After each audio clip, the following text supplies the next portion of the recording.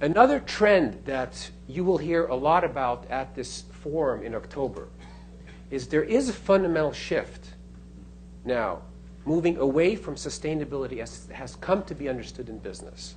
You've all heard this term, probably to the point where many of you are tired of hearing the term sustainability. But what it's come to mean for so many is it's come to mean meeting material needs, continuity, and doing less harm.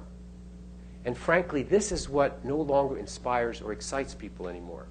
A good way to remember this distinction is to think about if you were to imagine asking a friend, a married friend, you know, how is your marriage going?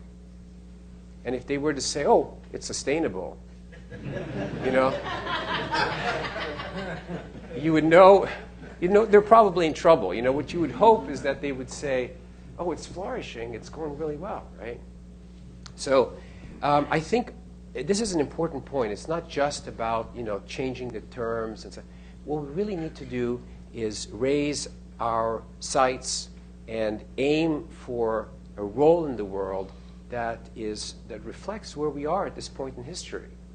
You know, we are at a point in history where business needs to tackle these big local and global problems, and doing little baby steps that make no difference for business or society is just not what we're being called to do. Now, part of flourishing includes the notion of personal flourishing. This also is new in the corporate sustainability domain. So if you look at the work of Michael Porter, for example, on shared value, there's no mention at all of personal well-being. You know, under the heading of sustainability, we just don't see a lot of attention to what does it mean for people to feel whole at work, for people to bring their whole selves to work, to feel that their values are values that they can live at work. So personal flourishing centers on the basic feeling of being connected with one's complete self, others, and the world. This is based, by the way, on a fair amount of empirical research.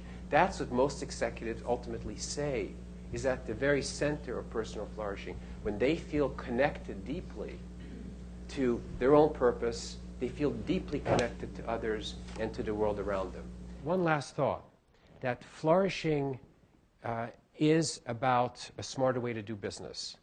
That what it is about getting people inspired every day, solving complex business problems, and collaborating across supply chains and catalyzing systems change.